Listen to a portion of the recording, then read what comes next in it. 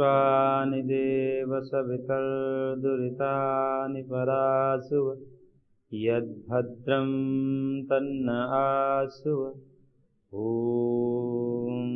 सहना भवतु सहनौ भुनक्तु सह वीर्यं करवावहै तेजस्विनावधीतमस्तु मा विद्विषावहै। ॐ कृष्णाय वासुदेवाय हरये परमात्मने प्रणतः क्लेशनाशाय गोविन्दाय नमो नमः। गोविन्दाय नमो नमः। ओम श्री परमात्मा नमः। श्रीमद्भगवद्गीतामृतम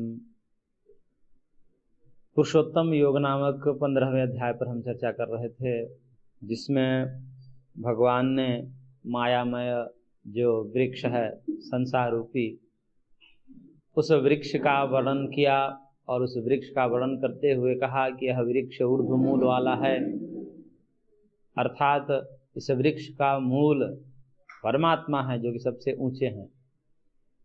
इसलिए उस ऊर्ध्व मूल वाले परमात्मा से जो उत्पन्न हुआ संसार महदादि के रूप में उसकी शाखाएं फैली हुई हैं और जो गुण से प्रवृद्ध है और ऊपर से नीचे तक मनुष्य लोक पर्यंत और नरकादि लोकों में भी वह फैली हुई है। और इस प्रकार के वृक्ष की चर्चा करते हुए भगवान ने कहा कि न रूपमस्य यह तथोपलभ्यते नान्तोर्न चादिर्न च संप्रतिष्ठा अश्वत्थमेनं सुविरूढ़मूलम असंग शस्त्रेण दृढ़ चित्वा। भगवान ने कहा कि इस प्रकार के वृक्ष संसार में तो पाया नहीं जाता जिस प्रकार के वृक्ष यहाँ पर उपमा कर रहे हैं। वास्तव में वृक्ष जैसा वृक्ष है, कोई वृक्ष तो इस प्रकार से है नहीं, लेकिन समझाने का, क्योंकि भगवान आचार्य हैं, गुरु हैं, तो गुरु को दृष्टांत कुशल होना पड़ता है। समझाने के लिए इस प्रकार से दृष्टांत देना पड़ता है कि शिष्य के मस्तिष्क में ठीक ठीक और आसानी से बात समझ में आ जाए। इसलिए उस प्रकार के दृष्टांत उदाहरण देकर समझाना पड़ता है। तो भगवान ने अपने गुरुत्व का परिचय देते हुए कि आसान से आसान भाषा में इस गीता के उपदेश को समझा दिया जाए, क्योंकि यह माया से रचित संसार है, यह बहुत ही जटिल प्रक्रिया है भगवान की रचना। माया को समझना और जगत को समझना बड़ा कठिन होता है, लेकिन फिर भी उसको आसान भाषा में समझाते हुए भगवान ने कहा कि हालांकि इस प्रकार के वृक्ष की उपलब्धि इस संसार में नहीं होती। अस्य रूपम तथा इह न उपलभ्यते। इस प्रकार के रूप अर्थात जिस प्रकार के वृक्ष की यहाँ पर चर्चा की जा रही है कि ऊर्ध्व मूल वाला है, अधः शाखा वाला है, जिसके मूल ऊपर है और शाखाएं नीचे हैं, इस प्रकार के वृक्ष नहीं समझने चाहिए। कोई वृक्ष ऐसा नहीं है, ये संसार को ही वृक्ष रूप में कल्पना करके भगवान बता रहे हैं। और इस वृक्ष का न कहीं अंत है न कहीं आदि है, क्योंकि संसार रूपी जो वृक्ष है प्रवाह से अनादि है, अनादिकाल से चलता आ रहा है। कब इसकी शुरुआत है कहा नहीं जा सकता, इसलिए इसकी आदि नहीं। कोई पूछे कि कब मनुष्य या कब जीव बंधन में आया, ये गुणों के बंधन में जीव कब आया, ऐसा प्रश्न पूछने पर शास्त्रकार कहते हैं अनादि। कब आया कहा नहीं जा सकता, क्योंकि इसके पीछे बहुत बड़ा दर्शन है। क्यों नहीं कहा जा सकता कि एक तो श्रुति है, एक स्मृति है, युक्ति है, अनुभूति है, सब प्रमाणों से देखना पड़ता है। श्रुति स्मृति कहीं इस प्रकार से कहती नहीं कि जीव की प्रथम उत्पत्ति कब हुई, जीव कब इन गुणों के बंधन में आया, गुणों से ममत्व सबसे प्रथम कहाँ हुआ, इसमें कोई प्रमाण नहीं। और युक्ति से यदि हम देखते हैं कि सबसे पहले किसी जीव की उत्पत्ति किसी एक समय, चाहे वह करोड़ों अरबों खरबों कल्प पहले क्यों न हो, वहां से एक सामान्य रूप से मस्तिष्क में जिज्ञासा आती है, प्रश्न आता है कि एक जगह से तो शुरुआत हुई जहां से जीव बंधन में आया होगा, इन गुणों में ममत्व किया होगा और गुणों में ममत्व के कारण वहां से बंधन प्रारंभ हुआ होगा। तो कहते हैं कि ऐसा यदि हम कहीं शुरुआत मानेंगे तो समस्या आ जाएगी कि वह शुरुआत किस कारण से हुआ, क्योंकि बिना कारण का कोई कार्य नहीं होता और शुरुआत का कारण कुछ न कुछ होना चाहिए। यदि हम किसी कल्प में, किसी जन्म में प्रथम बंधन स्वीकार करते हैं तो यह कहना पड़ेगा कि वह बंधन अकारण हुआ है, क्योंकि उससे पहले जन्म नहीं होगा। प्रथम कहने का तात्पर्य है कि सबसे प्रथम बंधन में जीव आया है तो उससे पहले नहीं होगा, उससे पहले जन्म नहीं होगा। और जब उससे पहले जन्म भी नहीं होगा तो कोई कर्म भी नहीं होगा, कोई कर्म भी नहीं होगा, क्योंकि जन्म पहली बार हो रहा है तो उससे पूर्व कर्म नहीं होगा। कर्म के अभाव में राग द्वेष आदि संस्कार भी नहीं होंगे, क्योंकि ये सब कर्म के अनुसार जन्म होता है और जन्म से फिर राग द्वेष आदि आते हैं। तो उस समय जीव के न कोई कर्म होंगे न कोई राग द्वेष होंगे, तो फिर बिना कर्म का, बिना राग द्वेष का, बिना ममत्व का, बिना आसक्ति का वह कैसे जन्म ले सकता है। फिर भी यदि जन्म लेगा तो कहना पड़ेगा कि अकारण ही जन्म लेगा, कोई कारण नहीं है फिर भी जन्म ले लिया। तो कहते हैं कि बिना कारण का कोई कार्य नहीं होता। कोई कहे कि भगवान की प्रेरणा से जन्म ले लिया, भगवान जन्म में डाल दिया बिना किसी कारण के, भगवान ही स्वयं कारण है। तो कहते हैं कि ऐसा भी नहीं कह सकते, क्योंकि भगवान को कारण मानने पर फिर भगवान में दोष जाएगा कि भगवान निर्दयी हो गए, किसी को सुखी बना दिए, किसी को दुखी बना दिए। जो जिसको दुखी बनाए उसके प्रति भगवान निर्दयी हो गए। और भगवान निर्दयी नहीं है, वो तो करुणावतार है, कृपालु हैं, दयालु हैं, वह निर्दयी नहीं हो सकते। इसलिए कहा जा सकता कि उससे पूर्व जन्म है, ये कर्म अनादि हैं और अनादि कर्मों के कारण यह प्रवाह चलता आ रहा है और उसी के लिए सृष्टि बार बार बनती रहती है। इसलिए यह जगत रूपी जो वृक्ष है इसका कहीं आदि नहीं है, शुरुआत नहीं है और अंत भी नहीं है। अंत इसलिए नहीं है क्योंकि अंत है, किसके लिए अंत है, किसके लिए अंत नहीं है, बात समझनी पड़ती है। महर्षि पतंजलि ने कहा कि कृतार्थम प्रति नष्टम अप्यनष्टम तदन्य साधारणत्व। जो कृतार्थ हो गया, यानी कि जिन्होंने इसी जन्म में साक्षात्कार कर लिया, तत्व ज्ञान जिसको प्राप्त हो गया, उसके लिए तो जगत मानो नष्ट हो गया। लेकिन तदन्य साधारणत्व, जो अन्य सर्वसाधारण पुरुष हैं, जो अभी तत्व ज्ञान को प्राप्त नहीं हुए हैं, जिनको अभी वैराग्य उत्पन्न नहीं हुआ है, जिनको भक्ति उत्पन्न नहीं हुई है, उनके लिए संसार चलता रहता है। और वह इतने पुरुष हैं, पुरुष बहुत तो हैं, नाना हैं, असंख्य हैं, अनंत हैं जीव। वो अनंत जीव में कुछ एक जीव ही किसी कल्प में थोड़े बहुत वैराग्य को प्राप्त करते हैं और उनको तत्व ज्ञान होता है तो वो मुक्त होते हैं, और बाकी सब वैराग्य से रहित ही होते हैं। इस कारण से उनका जन्म बार बार होता रहता है। और उन्हीं के अपवर्ग के प्राप्ति के लिए, क्योंकि भगवान का पूरा तात्पर्य रहता है कि आप मुक्त हो जाओ, भगवत प्राप्ति करके आप मुक्त हो जाओ। नहीं मुक्त होगे तब तक भगवान बनाते रहेंगे, तब तक ये शरीर संसार बनाते रहेंगे। इसलिए कहते हैं कि शरीर का जो मुख्य तात्पर्य है, मुख्य प्रयोजन है जन्म लेने का, वो भगवत प्राप्ति है। छूट जाओ, निकल जाओ इस भव सागर से, पार चले जाओ। इसलिए भगवान जन्म देते, लेकिन उस प्रयोजन को पूरा नहीं कर पाते। इस कारण से भगवान कृपा करके बार बार शरीर देते हैं कि इसमें नहीं तो इसमें कर लो, इसमें नहीं तो इसमें कर लो, ऐसा करके बार बार देते हैं। फिर भी वो नहीं कर पाता, क्योंकि जीव अनंत हैं।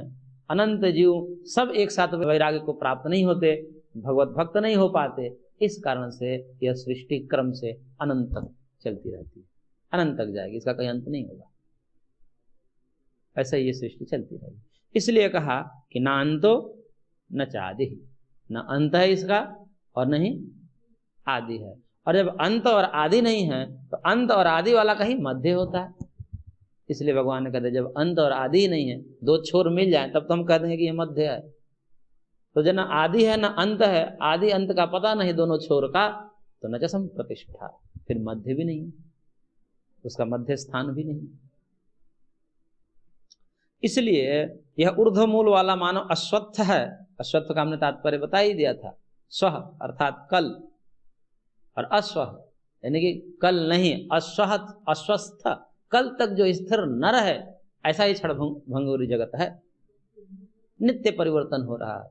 ये शरीर हमारा है, शरीर में ही नित्य विकार होता है, ये नित्य मर रहा है, नष्ट हो रहा है, मृत्यु के समीप जा रहा है, बूढ़ा हो रहा है। और ऐसे ही सारा जगत में ही परिवर्तन नित्य चलता है। इसलिए यह कल तक कहने का मतलब कि ये ज्यादा दिन तक टिकने वाला नहीं है, क्षणभंगुर है। लेकिन परंपरा से, प्रवाह से अनंत है। जगत बनता है, नष्ट होता है, फिर बनता है, फिर नष्ट होता है, ये प्रवाह चलता रहता है। इस क्रम से इसको कहते हैं, इसी के लिए एक शब्द प्रयोग किया जाता है कि प्रवाह से अनादि है, स्वरूप से अनादि और अनंत नहीं है। स्वरूप से अनादि और अनंत का मतलब हो गया कि वस्तु यदि स्वरूपतः अनादि और स्वरूपतः अनंत हो जाए तो वह नष्ट नहीं हो सकती। जैसे आत्मा स्वरूपतः अनादि है और स्वरूपतः अनंत है, उसकी कहीं आदि नहीं है कहीं अंत नहीं है, इसलिए वो कभी भी विकारवान को भी प्राप्त नहीं हो सकता, वो विकार भी उसमें नहीं हो सकता, वो परिवर्तन भी उसमें नहीं हो सकता, क्योंकि स्वरूपतः नित्य है, स्वरूपतः अनादि और अनंत है। जगत स्वरूपतः अनादि और अनंत नहीं है, क्योंकि जगत किसी काल में उत्पन्न हुआ है, फिर नष्ट होता है, फिर उत्पन्न होता है, फिर नष्ट होता है, यह प्रक्रिया अनंत तक चलती रहती है। इस कारण से इसको अनंत कहते हैं। और इसकी शुरुआत देखते हैं तो कहीं नहीं है, पीछे पीछे चले जाते हैं, कहीं मिलता नहीं है, तो इसलिए उसको अनादि कहते हैं। इसको प्रवाह से अनादि और प्रवाह से अनंत कहते हैं। इसलिए जो प्रवाह से अनादि और प्रवाह से अनंत होंगे वो नष्ट भी हो सकते हैं, लेकिन जो स्वरूप से अनादि और अनंत होंगे वो नष्ट नहीं हो सकते। तो यह जो क्षणभंगुर जगत है, मायामय वृक्ष है, सुविरूढ़ मूलम, इसका मूल बहुत दृढ़ है। क्योंकि इसका मूल क्या है, भगवान ने पिछले ही श्लोकों में बता दिया, ये वासना ही मूल है। और ये वासना इतनी जकड़ी रहती है विषयों में हमारा जो ममत्व है ये इतना गहरा रहता है कि मानो दृढ़ है, बस छूट नहीं पाता, बस छोड़ना होता है, इसमें पकड़ना कुछ नहीं होता। भगवत प्राप्ति में, अध्यात्म में पकड़ना कुछ नहीं होता, छोड़ना होता है। इसलिए बार बार भगवान कहते हैं और आगे भी कहेंगे, सर्व कर्म फल त्यागम प्राहुस त्यागम विचक्षणा, कि त्याग करना है बस।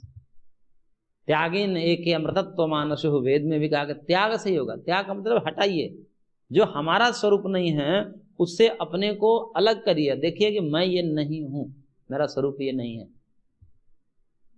मैं वासना रूप नहीं हूं, मैं काम क्रोध लोभ मोह नहीं हूं, ये मेरा स्वरूप नहीं है। जब ये आवे तो उससे अपने आप को अलग देखना। और ऐसे करते करते शरीर भी मैं नहीं हूं, इंद्रियां भी नहीं हूं, मन बुद्धि भी मैं नहीं हूं, इससे परे हूं। इस प्रकार से त्याग करना पड़ता है, हटाना पड़ता है अपने ममत्व, और ऐसे हटा करके फिर स्वरूप प्रतिष्ठा होती है। तो छोड़ना होता है, इसमें पकड़ना कुछ नहीं होता है। छोड़ने से ही हमारा स्वरूप पकड़ में आ जाता है। सब कुछ छोड़ते जाते हैं तो जो हमारा मूल स्वरूप है पकड़ में आ जाता है। पकड़ में आ जाता है का मतलब वो प्राप्त हो जाता है। तो लेकिन वह जो वासनाएं हैं, वह जो ममत्व है, वह जो आसक्ति है, वो इतनी गहरी है जन्म जन्मांतर के, जिसके विषय में महर्षि कपिल ने एक सूत्र दिया और कहा कि महाराज आपने, उनसे पूछा गया, शिष्यों ने पूछा कि महाराज आपने ये शास्त्र इतना बड़ा बनाया, सांख्य शास्त्र, सब उपदेश किया, हमको समझ में भी आ गया कि ये नित्य है, ये अनित्य है, मेरा स्वरूप नित्य है, प्रकृति जो है उससे बना जगत ये सब अनित्य है, क्षणभंगुर है, मैं कभी बंधन में नहीं आया हूँ, मैं नित्य सिद्ध बुद्ध मुक्त हूँ, प्रकृति ही अपने आप को बंधन में डालती है, वही मुक्त कराती है, मैं तो अकर्ता हूँ, अभोक्ता हूँ। इस प्रकार से सब बता दिया, पर हमारे दुख की तो निवृत्ति नहीं हुई। जान गया, मेरे को तत्व ज्ञान हो गया, और तत्व ज्ञान होने से आप कहते हैं कि मुक्त हो जाना चाहिए, आपने सांख्य पढ़ा दिया, हमको सब पता हो गया, पूछिए क्या आप पूछना चाहते हैं और सारे हम बता देंगे, फिर भी मेरा दुख तो गया नहीं।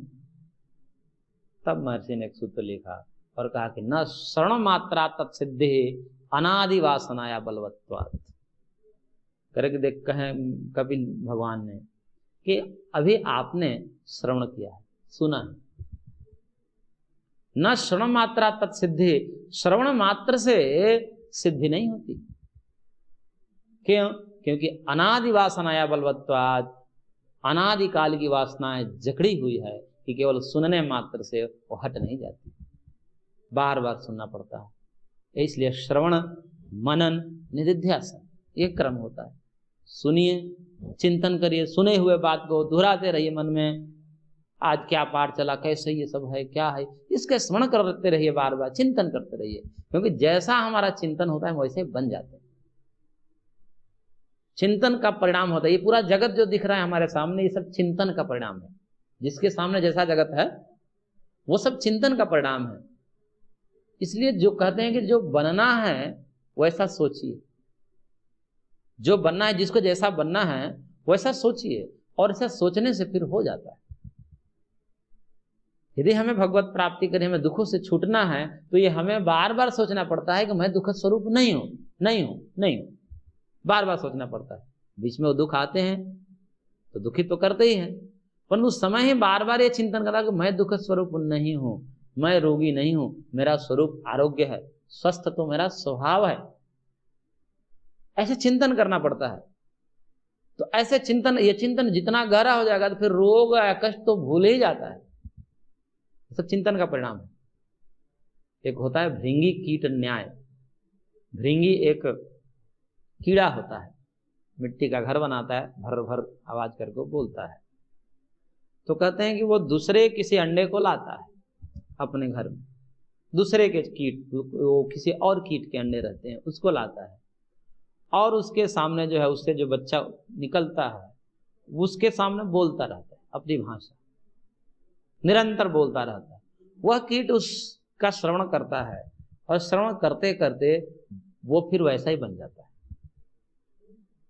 वो कीट जो दूसरे जाति का है वह परिवर्तन होकर के उसी जाति में परिवर्तित हो जाता है। तो कह रहे हैं कि ऐसे ही सुनते सुनते और वैसा चिंतन जब बनने लगे और वही चिंतन हमारे मस्तिष्क में चले, फिर हम वही हो जाते हैं बार बार। इसलिए कहते हैं चिंतन बहुत बड़ा तत्व है। हमें जैसा होना है वैसा ही चिंतन करना पड़ता है। इसलिए उस समय जब चिंतन करते हैं कि मैं रोगी नहीं हूं, मेरे को दुख नहीं है, ये दुख तो शरीर मन तक सीमित है, मैं इससे ऊपर हूं, मेरे को दुख नहीं हो सकता। ये कुछ देर के लिए आया है, आभास हो रहा है हमें, पर मैं दुखी नहीं हूं, मैं रोगी नहीं हूं, मैं कामी नहीं हूं, मैं क्रोधी नहीं हूं, ये सब आते जाते रहे, मैं तो स्थायी हूं, ये सबसे रहित। इस प्रकार के जब चिंतन लगातार चलते हैं तो फिर शरीर से ममत्व हटता जाता है, संसार से ममत्व हटता जाता है, फिर स्वरूप में प्रतिष्ठा होती है। परंतु ये वासना इतनी प्रबल है अनादि कालों की, जन्म जन्मांतर की, कि सुनने मात्र से खत्म नहीं होती। एक बार सुन लिया, दो बार सुन लिया, कैसे नहीं। इसलिए कहते हैं कि बार बार हम एक ही चीज क्यों सुनते हैं। वही गीता कहा जाता है कि रोज पाठ करो, रोज पढ़ो, वही पुस्तकें, वही जीवन भर वही वही क्यों क्या कहा जाता है। इसलिए कहा जाता है कि भोग के अभ्यास हमारे प्रबल है, योग के अभ्यास हमारे कम है, उस मात्रा में नहीं। इसलिए उस भोग के अभ्यास को कम करने के लिए योग का अभ्यास को ज्यादा करना पड़ता है, क्योंकि वह प्रवाह स्वरूप से वो न भी चिंतन करे तो आएगा हमारे मन में, क्योंकि हम जन्म जन्मांतर से वही चिंतन करते हुए आते हैं, तो उसमें कुछ पढ़ना नहीं होता। जो चिंतन हमारे मन में सहज रूप से, स्वाभाविक रूप से आते हैं भोगों के प्रति, उसके लिए पढ़ना नहीं पड़ता। क्यों नहीं पढ़ना पड़ता? क्योंकि जन्म जन्मांतर के संस्कार है, स्वतः ही उठ जाते हैं। अब उन वासनाओं को दबाने के लिए फिर उससे तीव्र चिंतन करना पड़ता है। इसलिए शास्त्र को पकड़ना पड़ता है, बार बार दोहराना पड़ता है, बार बार उसका मनन करना पड़ता है, तब जाकर के कुछ हो पाता है। इसलिए कहते हैं कि वह मानो उसकी जड़ें, वासना रूपी जड़ें गहरी है, इसलिए सुविरूढ़ मूलम, इसका मूल सुविरूढ़ है, दृढ़ है, कि वासनाएं बहुत है, ये सब अनुभव करते हैं। इसलिए महर्षि ने उसको लिख ही दिया कि न श्रवण मात्रा तत्सिद्धि ही, सुनने मात्र से नहीं होती, बार बार सुनना पड़ता है। आवृत्ति रसकृत उपदेशात, सांख्य में भी सूत्र आया है और ब्रह्मसूत्र में भी आया है। असकृत, असकृत का मतलब कि बार बार आवृत्ति है, इसकी आवृत्ति करिए, बारंबार आवृत्ति, बारंबार आवृत्ति। ये प्रश्न उठता है कि कब तक करते रहे महाराज, ये सब कब तक चलता रहेगा, ये कब तक हम योग करते रहें, कब तक ध्यान करते रहें, कब तक भगवान की भक्ति करते, कब तक नाम जपते रहें, मंत्र जपते रहें। तो कहते हैं कि मरण पर्यंत, ये जब पूछना पड़ता है भोजन कब तक करते रहे महाराज, पानी कब तक पीते रहे, श्वास कब तक लेते रहे, फिर आजीवन, जब तक जीवन है तब तक लेना ही पड़ता है, खाना ही पड़ता है। ऐसे ही ये सब नित्य कर्म हैं,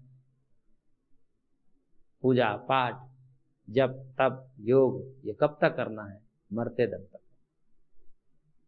तब जाकर के वह जन्म जन्मांतर के संस्कार दग्ध बीज होते हैं, नहीं तो दग्ध बीज नहीं होते। तो यह सुविरूढ़ मूल है, लेकिन इस सुविरूढ़ मूल वाले यानी कि वासना रूपी दृढ़ मूल वाला ये जो संसार रूपी वृक्ष है, ये कैसे नष्ट होगा, कैसे गिरेगा? तो भगवान ने कहा असंग शस्त्रेण दृढ़ेन छित्त्वा, दृढ़ असंग शस्त्र के द्वारा, यानी कि जितना मूल मजबूत है उतना ही मजबूत उसको काटने के लिए हथियार भी चाहिए। तो वह हथियार कौन सा है? तो शस्त्र बताया भगवान ने असंग शस्त्र। असंग का मतलब कि ममत्व हटा लीजिए, ममता रहित होकर के अहमता और ममता से शून्य होकर के व्यवहार करिए। तो ये जो असंग, इसी को वैराग्य कहते हैं। इस वैराग्य रूपी तलवार से, अस्त्र से इसको काट दीजिए। ये जो सुदृढ़ मूल वासना रूपी जो सुदृढ़ मूल वाला संसार मायामय वृक्ष है, इसको काट दीजिए, वो कट जाएगा। कितना भी सुदृढ़ हुआ, कितना ही गहन उसके जड़ें जमी हुई है, वासनाएं जमी हुई है, लेकिन असंग रूपी शस्त्र से, वैराग्य रूपी शस्त्र से इसको काटा जा सकता है। और फिर काट कर क्या करना चाहिए? तो भगवान आगे कह रहे हैं अगले श्लोक में, श्लोक संख्या 4 में, ततः पदम तत्परिमार्गितव्यं यस्मिन् गता न निवर्तन्ते भूयः तमेव चाद्यं पुरुषं प्रपद्ये यतः प्रवृत्तिः प्रसिता पुराणी। कह रहे भगवान की ततः तत्पदम परिमार्गितव्यम, उसके पश्चात, किसके पश्चात? जब वैराग्य रूपी अस्त्र से इस वासना को जब आप काट दोगे, तो वासना के कट जाने से भी काम नहीं चलेगा। ऐसा लग जाए कि हमें तो कोई वासना नहीं है, कोई हमें वासना जगत की अब सता नहीं रही है, उस प्रकार कोई आकर्षण नहीं है। तो आकर्षण से क्या हो गया? भगवत प्राप्ति हो गई? नहीं हुई। अभी आपने वैराग्य प्राप्त किया है, आपको संसार से आकर्षण नहीं है, क्योंकि आपने लंबे समय तक उसका अभ्यास, इस प्रकार का चिंतन, ये सब चिंतन से हो जाता है। उल्टा चिंतन करना पड़ता है, जगत का प्रति उल्टा चिंतन करना। जहां दुख सुख मिल रहा है वहां दुख का चिंतन करने लगते हैं, तो वहां से जो है वैराग्य हो जाता है। और यही सुख का चिंतन करने लगे तो उसमें राग हो जाता है। वैराग्य का सीधा सीधा फंडा है कि भाई उसमें जहां सुख मिल रहा है उसमें दुख देखने लगे, फिर वैराग्य हो जाता है, फिर दुख दिखाई देने लगता है। और दुखों में सुख देखने लगे कोई व्यक्ति तो राग हो जाता है। तो इस प्रकार से विपरीत चिंतन करके, इसी को प्रतिपक्ष भावना कहते हैं, कि सांसारिक जो भोग हैं उन भोगों में समान रूप से जो सुख दिखाई दे रहा है, उस सुखों में भी जो परिणाम ताप संस्कार आदि जो महर्षि पतंजलि ने दुख बताए हैं, उसको देख करके कि भाई परिणाम में दुख मिल रहा है, अभी सुख मिल रहा है, तो क्या है आगे बताएंगे भगवान। सात्विक सुख किसे कहते हैं? कि प्रारंभ में भले ही विष के समान दिखे, लेकिन परिणाम में अमृत हो, वही सात्विक सुख है। और जो प्रारंभ में अमृत के तुल्य दिखाई दे और बाद में उसका परिणाम यदि विष के समान हो, दुखदायी हो, वह सुख ठीक नहीं है। तो इसलिए परिणाम में क्या होगा? यदि परिणाम में सुख है, दिख रहा है, तब तो वह वही सात्विक सुख में है। तात्कालिक रूप से सुख दिख रहा है लेकिन परिणाम दुख है, तो वह सुख राजसिक और तामसिक कोटि में आता है। तो इसलिए जब असंग शस्त्र के द्वारा, वैराग्य रूपी शस्त्र के द्वारा इस वासना रूपी मूल को जब काट दिया, तो काट कर क्या करना चाहिए? तो भगवान ने कहा कि तत्पदम परिमार्गितव्यम, उस पद, परम पद को, वह परम पद जो भगवान का पद है, उस पद की, वो स्थिति की, उस तत्व की परिमार्गितव्यम, खोज करनी चाहिए। वैराग्य हो जाने से भी कोई सिद्ध नहीं होता। वैराग्यात् प्रकृति लयः, वैराग्य से प्रकृति लय होता है। ये सांख्यकार का वचन है कि वैराग्य से सिद्धि नहीं होती, प्रकृति लय हो जाता है, कुछ समय तक मोक्ष जैसी स्थिति में चला जाता है, लेकिन पुनः बंधन में आ जाता है। तो इसलिए भगवान को खोजने का प्रयत्न करना चाहिए, उस परम तत्व को खोजने का प्रयत्न करना चाहिए। और वह पद कैसा है?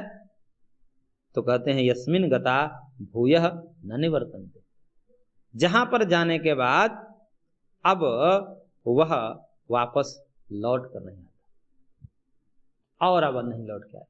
जिस पद को प्राप्त करने के बाद उस परम पद, भगवान का पद जो है, उस परम पद यानी कि भगवान ही भगवान का परम पद है। यद विष्णु परमम पदम सदा पश्यन्ति सूरयः, वहां पर जो भगवान का पद कहा गया, यद विष्णु परमम पदम, तो विष्णु का परम पद, विष्णु का परम पद विष्णु से अलग नहीं है, भगवान का परम पद भगवान से अलग नहीं है, भगवान ही भगवान परम पद है। जैसे वहां पर षष्ठी विभक्ति का प्रयोग आया है, विष्णु परमम पदम, तो विष्णु का परम पद, तो विष्णु का परम पद जैसे यहाँ पर किसी व्यक्ति का पद होता है तो व्यक्ति से भिन्न होता है, ऐसे कोई ये ना समझ ले कि भगवान का परम पद भगवान से भिन्न है, फिर वहां पर कहना पड़ता है कि भगवान ही यहाँ पर परम पद है। कभी कभी भाषा व्यवहार में ऐसा अभेद में भी भेदोपचार करना पड़ता है।